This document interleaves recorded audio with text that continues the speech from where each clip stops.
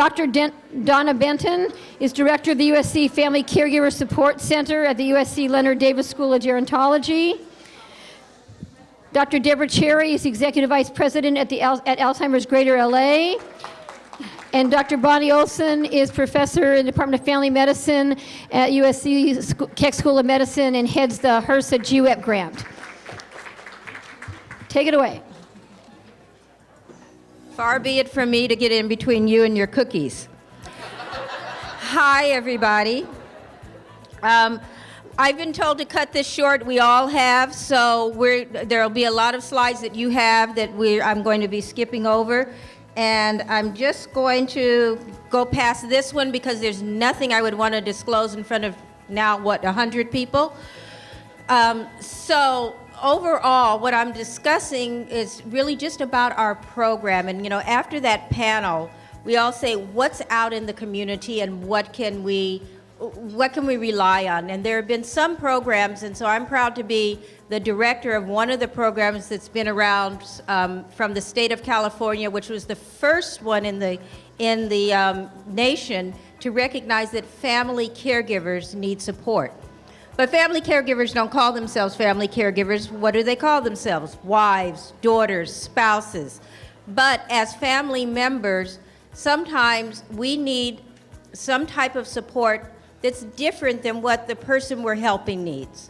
We may need things, so what we're trying to do at our center is really provide that comprehensive support that's based not only in what we've been calling client-centered support, but also support that's also based in research, so that when we are providing services, you can be assured that the services are coming out of what's current in the field, that the information we're providing has been vetted, and that that we're trying to also at the same time innovate and find new technologies and new ways of being able to provide those services to as many people in the California, and in my case, the Los Angeles County region, as possible. So that's what that mission statement says. So who do we serve? We serve all of LA County, and we're helping primarily you as the family caregiver, but of course, as we're helping you as the spouse or the wife or the husband, we certainly know that any help we give you, we hope will be translated onto the person that you're caring for, and we know that we can provide those type of services. The other thing is that while this conference is on the other dementias, and our program also helps family caregivers, whether or not they're caring for someone with any type of dementia. So we really have been looking at the other dementias like Parkinson's, traumatic brain injury, ALS, MS, but also we are helping caregivers who might be caring for somebody who has a long-term health problem or some other disability. So we're very broad in our scope of who we're trying to help with chronic illnesses. So the one thing that I would like to say for most of us is that we all feel as family members that maybe we can do anything, but you can't do everything. And I think that's what we are really trying to help caregivers learn about. That oftentimes the caregiver, and we've seen it, we've heard it, we know family members who are they're being the driver, you're being the person who coordinates services, you're working, you have your own personal life, but what you're not doing is taking care of your own health. You may not be getting a chance, trying to figure out how to relax. You're trying to do all of this balancing, and so you also will feel guilty if you aren't the person who's directly there caring for your loved one, because many times you'll say, "Oh, well, if I get somebody else to come in, they're not going to do it. They can't do it the way I do it." And of course, what we're saying is you can't do everything, and no, they're not going to do it exactly the way you do it, but maybe they can keep the person safe so that you can go get an hour of uninterrupted sleep. So no, they're not going to do exactly the same way. And then somehow we want to help you learn with how to handle the feelings of guilt, handle feelings of sometimes when you get angry, not that anybody ever gets angry, or that you get frustrated. And then also, how do we get rest for ourselves, and how do we integrate more pleasurable things in our lives? So that is part of what we do in our center as a focus on you as the caregiver, is really help you get what we call, what you've heard the word maybe respite. So, oh, I'm sorry, I have a whole bunch of sound effects I didn't put in.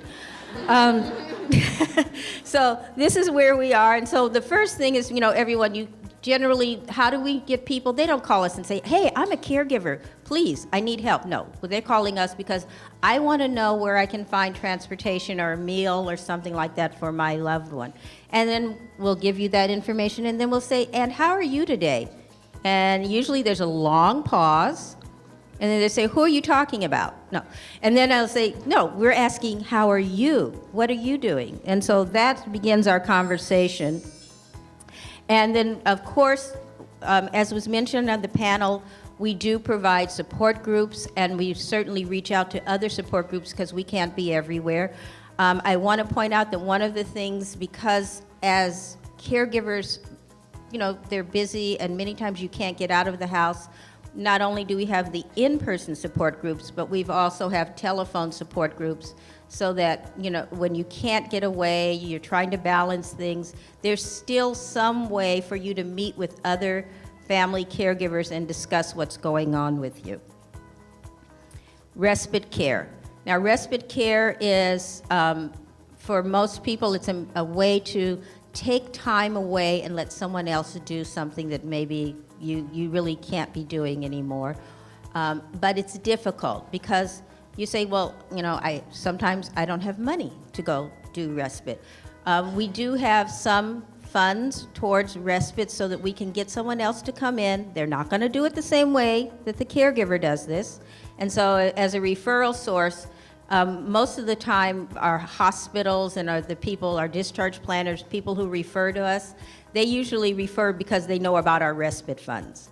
But once we get them past that, because this is a limited amount of money, respite really for us is teaching the caregiver how to take breaks that may not even involve money. It could be just learning how to take deep breaths on a regular basis.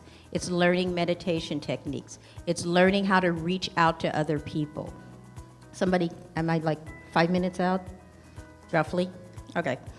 The other thing is, we find that another way to help caregivers learn and meet from each other, but in a more fun and relaxed environment, is we have retreats. And this is usually very frightening because we ask sometimes people to go away for one day, a whole 6 hours. But we will do everything to support the caregiver to get that time away, including respite funds, waiting for several weeks. One person, it took 1.5 years to get him to take 6 hours away, and we're really happy he did, and he was too.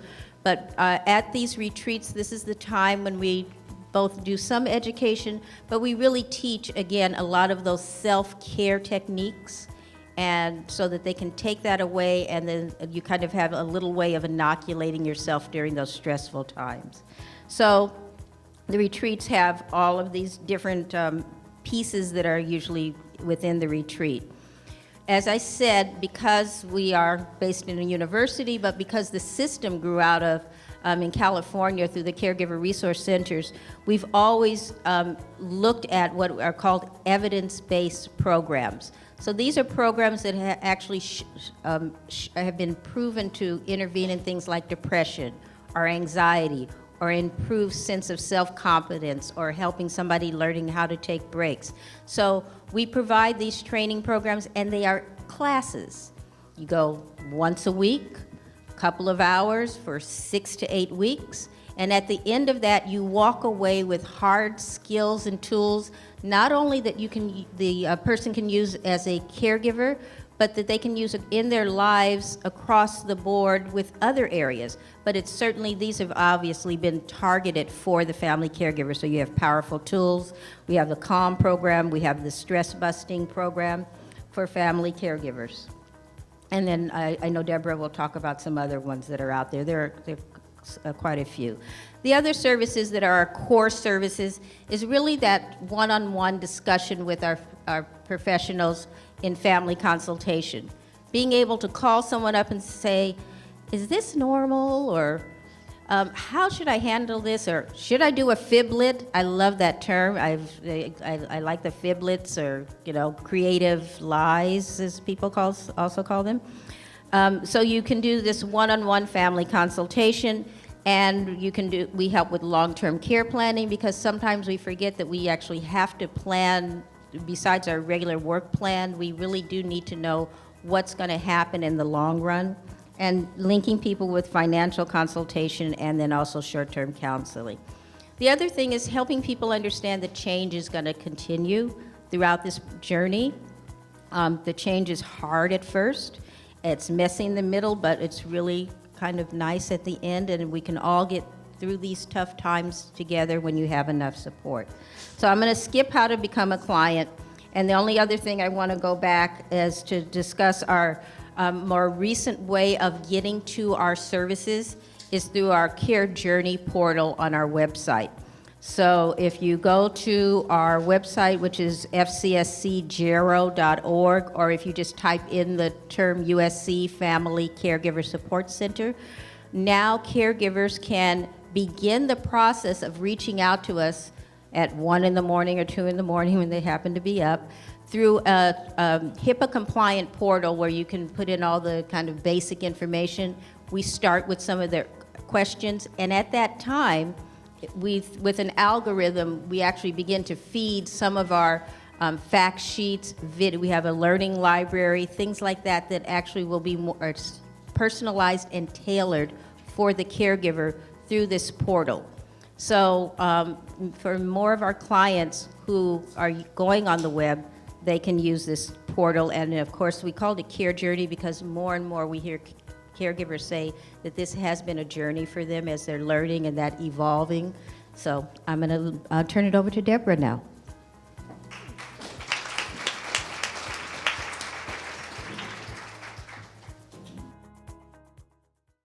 It's good to be here again at USC, and I'm just going to skip some of the less critical of these slides. Let's see if I can, like that one, where we get funds, and this one, just, this is, I wanted to acknowledge that it is recognized by the National Institute of Health that, most people seem to have mixed etiologies for their dementia, and it's not as pure as we'd all like it to be. I think the slide's in your booklet. We as an organization, Alzheimer's Greater Los Angeles, was actually formed here at USC. There was a support group run by USC, and it joined together with a support group in the South Bay. And together with their support group leader, they incorporated, and they became something called the Alzheimer's Disease and Related Disorders Association, ARDRA. Everyone loved that name, ARDRA, right? And, but it did at that time really cleanly recognize that that these are multiple conditions, and that whatever response we develop has to be for all of them and not simply for Alzheimer's disease. The name changed, and a lot of the change in the name is PR because people had a hard time knowing what ARDRA meant. And now we are called Alzheimer's Greater Los Angeles, but we still serve people who have related dementias. We are a local organization. We've been here since 1981. We try to provide services that are high touch and personalized as well as family centered. I think what we are best known for are some of the work that we do in diverse ethnic communities. In '91, we started a program some of you may have heard of called El Portal, and it helped our community to develop support groups, daycare centers, legal clinics, and more for Latinos, the earliest of these services offered anywhere in the country and probably in the world is what we thought. That in 1997 was adapted for African Americans, became the West Central Dementia Care Network, and then in the early aughts we developed Asian Pacific Islander Dementia Care Networks for the Korean, the Chinese, the Japanese, Filipino communities. And again, so we provide services, but we also help our community to provide services by working in partnership with other organizations and helping them develop their skills. Right now, we still serve diverse communities. Our old El Portal site is an East it's called the Greater East LA Regional Office. It's mostly Spanish-speaking in the services we provide, but most of our services are multilingual and we hope culturally competent. And they're free of charge to families. We have 5 offices, one in Koreatown, one in Santa Clarita, in the San Fernando Valley, East LA, and Riverside County. And they're all bilingual, at least in English and Spanish. Most people come to us through our telephone helpline, and the helpline, I think the most common questions that we get on our helpline are, can you connect me to a support group? Can you connect me to a nursing home? And not infrequently, we take that as a sign that the family's in crisis and there's an issue happening here that makes them want to make a change in their life circumstances. And our helpline staff and some volunteers mostly do information and referral, but increasingly we get crisis calls, and we have social workers at all of our offices who can provide help to families, at least in English and in Spanish, and sometimes other languages. And what they do is they provide disease education, they help the family through the development of a care plan, they provide support, they try to support the family through the course of the illness so that people can come back and call again when something else changes in their lives and they need additional support. They teach problem solving on how to manage challenging behaviors that can happen with the various dementias, and they do follow-up. We, similar to the Caregiver Resource Center, we offer evidence-based caregiver education programs. Our primary one is the Savvy Caregiver, and we've been working to adapt it for a shorter program called Savvy Express, and we've offered it in an adapted form for Latinos called Cuidando con Respecto.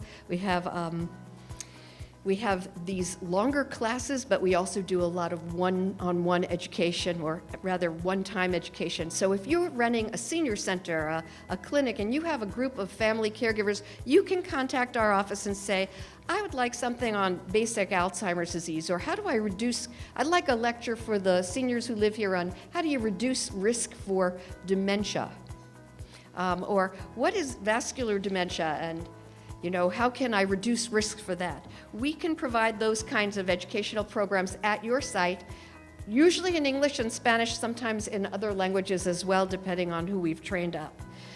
We also have activity programs. We teach professionals to deliver memories in the making, an arts program for people with dementia. So we offer it, but we also teach others so that they can offer it. We provide a Memory Mornings, a little activity program, and we do it also with early stage services. Now, it's interesting. I think about our early stage services, and in 2000, together with Granada Hills Community Hospital, I see a colleague, Marlene here, who is there for that. We developed a program called Memory Club. The Memory Club's 7 sessions, psychoeducational. A person who is early in the disease, sometimes also young, comes and may not have a diagnosis. They come and they have an educational hour, usually with the person and their care partner together, and then they separate into 2 separate rooms. And over the 7 weeks, these groups usually develop coherence and people feel less isolated. We had a study done again by a USC professor, Steve Zarrett. He showed that people were feeling less isolated, and they reported a lot of benefit from this Memory Club. Well, when people finished the Memory Club, they weren't happy with us because we tell them, well, that's it. That's it. We don't have anything. So we had to develop something else, and we developed the Grad Club. Similar kind of format. Person who's been usually by now diagnosed, and the family care partner, they come, they have time together. If they elect, they can have someone come in and do a lecture, and then they have time apart. Well, when the person became too affected to participate in the Grad Club, we didn't know what to do with those folks, and they got mad at us because we were trying to switch them over to adult daycare programs. And gradually we learned, and we created, and this is their name, not mine, the Alum Club. And the Alum Club is it's a support group for the people who have become now caregivers, and their family members often simultaneously attend our memory mornings. It's an activity program that we do on Friday mornings in the office so that people can continue to feel connected. We do a variety of support groups. The ones we tend to deliver ourselves tend to be ones that represent gaps in the community, but we refer people to all of the 140 support groups that exist in our 3-county area that we cover. It's LA, Riverside, San Bernardino. And we have tried to develop, so LA County has a literacy level of 6th grade. Did you know that? I mean, it's kind of shocking. So, and this is English, Spanish as well. So we have been developing caregiver tip sheets in a variety of languages at roughly the 6th grade reading level, and they are on topics like hallucinations, driving, keeping the home safe, bathing. They are available on our website. You can download them yourself and then make copies for families that you serve. They are available in English, Spanish, and soon we will be putting up Chinese and Japanese. So one side's English, the other side is another language, and that way families can, that are more and less acculturated can use these tip sheets. So please get them from our website and use them. We want them out there. We work with Medic Alert to help do an identification program. We're also working with the county. There's a Bringing Our Loved Ones Home task force, and we are trying to help work with the county. They have a report out now. This lady, Nancy Polikas, was lost out of LACMA about a year and a quarter ago and has still not been found. This stimulated a couple of our supervisors to create a Bringing Our Loved Ones Home task force, and that task force is going to lead to, we hope, better education of the police and other first responders, and perhaps the piloting of a higher tech than just a bracelet technology to try to find and keep people from getting lost and return them home safely once they are found. We do have a robust website. I particularly encourage professionals to go to it. We have a lot of great materials for professionals. We have training materials for care managers, guidelines for primary care providers, information about how to get involved in clinical trials. We have a portal called Antidote that helps people self-select for trials in our community that are research projects, not just clinical trials, in our community that are appropriate for them.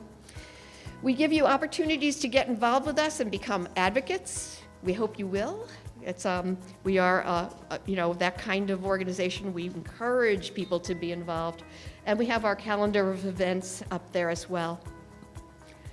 This is a referral form that you can get outside on the desk. If you tell people, oh, call that organization, they don't usually do it because they're so stressed out. And so what we tell providers like you is, complete one of these forms and email it to us. Say, can I make a referral to Alzheimer's Greater Los Angeles? Could I have them call you? And if they say yes, fill it out. We will call that family, and then we will get in touch with you and let you know what materials we were able to help them with. But I hope you'll pick up some of these, and if you don't, get them off of our website, because a proactive approach to getting people to services like all of ours is the way to go.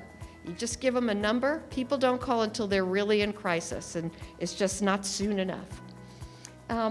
One of the things that we care about is care today and a cure tomorrow, and we are doing a lot of advocacy for that, better funding and policies for care and support at the state, the local, and the federal level, and better funding for Alzheimer's research.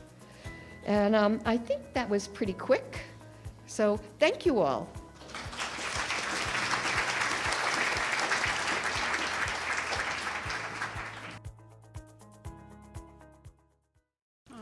Good afternoon. It's really nice to be here. I am Bonnie Olsen, and I am a clinical psychologist, and I'm going to be talking to you as a clinician to clinicians.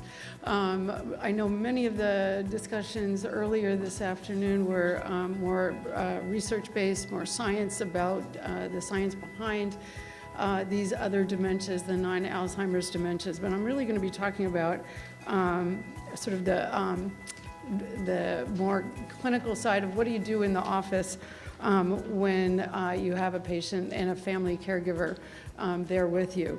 Nothing I can say can be this afternoon more compelling than that panel of patients and care partners who were here.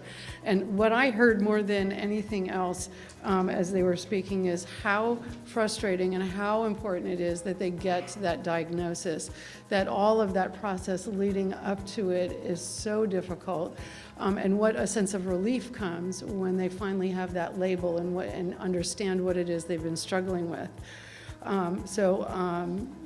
Clearly important, but this is really about what happens once that label, once the diagnosis is made.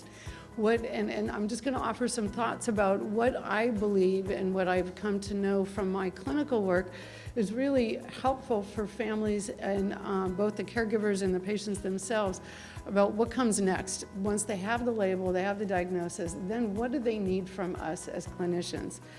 So one of the things that I think is really critical and very hard to do is to match your message to the audience. Sometimes families, the way I like to frame it for myself is it something that was expected, suspected, or completely out of the blue. Because as a clinician, you're really going to have to change what you say to address the needs of the family and the patient based on were they at all prepared for where you are right now today, and start there. So if this is brand new out of the blue, they didn't really expect that there was a dementia diagnosis coming, then that's where you really have to back up right to that point. If, on the other hand, you have a family who is really much more prepared, kind of already sort of expecting that diagnosis was going to be coming, then that's quite a different place to start from. So just keep that in mind that that really it's a much more person and patient-centered approach to really start with where they are. They need some degree of reassurance that now that they have a label and a diagnosis to the condition, that it doesn't mean anything's going to change. Tomorrow's going to be just like yesterday was. And I usually frame it just like that to folks, that really now they can begin to develop a plan as to how they're going to address this and provide the care that's going to be needed. What I've learned is that many family caregiving situations, they need some direction about when to go to the physician, when to go for help, and when not to. It's very murky as like we may be doing this for years or decades, as the case may be, but this is their first go at this, and they don't have all the background we do. So helping them to decide when is a situation that calls for call the doctor and make an appointment this week, or go to the ER right now. That's a change that is not expected. So giving them some sort of parameters around that can be really reassuring. And also then the referrals to the community agencies and all the support that's out in the community so that they have a place to go to when it's not that urgent medical condition that needs a response right now. I really like educating families about how to search on the web for information with discretion. There's a lot of junk out there. There's a lot of bad information, and there's a lot of wealth of really good educational materials. I try to give families some direction about how to sift through that so that they're really going to reputable sites. Okay. Probably the most important thing is to help families understand that they're going to need to develop some kind of a care plan that's implemented at home. They're in a medical office or they have the support out in the community, but the vast majority of those hours of the week and of the day, that the decision making and the care is going to be occurring in the home, and the care provider or the care partner is the person who's really kind of driving the bus there. And there's a lot of burden on that family member to figure out, now how do I do this? This is a brand new job that I don't know what I'm supposed to be doing. So helping them to understand that they need a plan, and part of understanding what that plan is going to look like is understanding what are they realistically able to do. If it's someone who's working full-time and raising kids at the same time, when you have one of these really early onset diagnoses, much more complex than perhaps if you have someone who's home with and not having those additional roles at the same time. Help the family to pull together who else is going to be part of their care team. Is it going to be neighbors and friends, a church group that they're associated with and have close relationships? Is it going to be other couples or folks in their social group? Is it extended family? Who might that be? And it's obviously not something that's going to happen in one meeting or one discussion, but at least planting the seed for families to go out and start gathering together those folks who are in their lives that can offer some degree of help. And it might be something as simple as, can I call on you to run out to the market for me when I've forgotten something? Because that would really ease the stress on me so that I don't have to make a second trip out to the store. Something simple like that might be a really important piece of a care plan that seems trivial but really can make a difference. Help the care team, whether it's an extended family or all those folks who might be a part of providing care for an individual with dementia, help them to figure out how they're going to communicate with each other. Especially that becomes particularly important with large extended families where you have adult kids that live locally and some are over in other states, or some people are, when there's a rather dispersed group of people providing different parts of the care, figure out a communication strategy. It might be a group text, it could be an email string that everybody's on. And sometimes when it's more advanced stages of the disease where there's care providers in the home, having a logbook of what's gone on in the last week or what the last visit for the physician or medical providers were, some strategy really can help. And a cue to help them realize it is a lot better than letting them figure out by default that it doesn't work when we don't have that strategy in place. I encourage providers, and do so myself, is to talk about goals of care early in the process.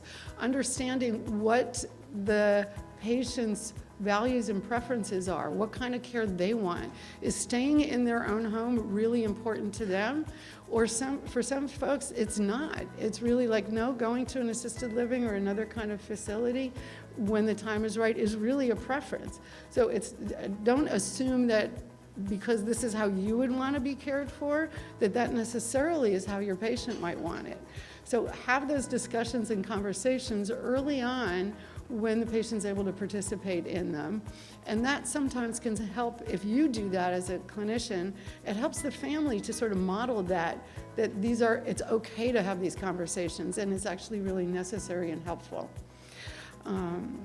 Okay, so this is my last slide, and then I'll wrap up because I know everybody wants to get home on a Friday afternoon.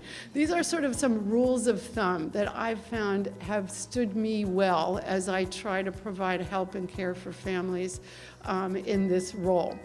While it's really important to develop a care plan, make it short. And generally, it's about 3 to 6 months, depends on the disease. Some diseases progress on more quickly than others, but usually folks have a window about 3 to 6 months that they can kind of actually do some planning. Much more than that, it becomes overwhelming and sometimes just kind of silly because we don't know what lays ahead. But given that you have a plan then, be prepared to adjust it. That particularly with these sorts of atypical dementias, particularly, that the name of the game is going to be prepared and have a plan and be prepared to adjust it all the time. Telling families that is so relieving because if they expect, I make a plan, we're sticking with it, and it doesn't work, they feel really frustrated and sort of demoralized by that. So I kind of think 80% hit rate is excellent. Tell families that nothing you do, no kind of care plan is going to work 100% of the time. 80% is like you hit it out of the ballpark. That's good. Okay, kind of the phrase that it's a marathon, not a sprint. We need to be in this for the long haul. Sort of take care of yourself. Think about what being realistic looks like. And that while fluctuation is expected, that sort of need to adapt, sudden declines are not. that generally speaking, in most all forms, even the unusual or atypical forms of dementia, we do not expect sudden change. So if there is a sudden change, that's a cue to do something about it. Bring that to a medical provider's attention, because there's something else going on most of the time. Not always, but most of the time. Okay, and then my last sort of rule of thumb that I think many caregivers that have thanked me for is that 3 nights without sleep is the max. After that, you are not able to be a caregiver. If your sleep has been disrupted because of behaviors or problems going on, you need to find somebody else to say, tag, you're it, because I need to get a full night's sleep. And I kind of hold that rather rigidly with families that I'm working with, because we really want to avoid something really negative happening when you have a really fatigued caregiver trying to manage some difficult behaviors. So that's just a very brief kind of orientation to what I think helps clinically. I want to thank everyone for your attention and your care that you provide to your patients.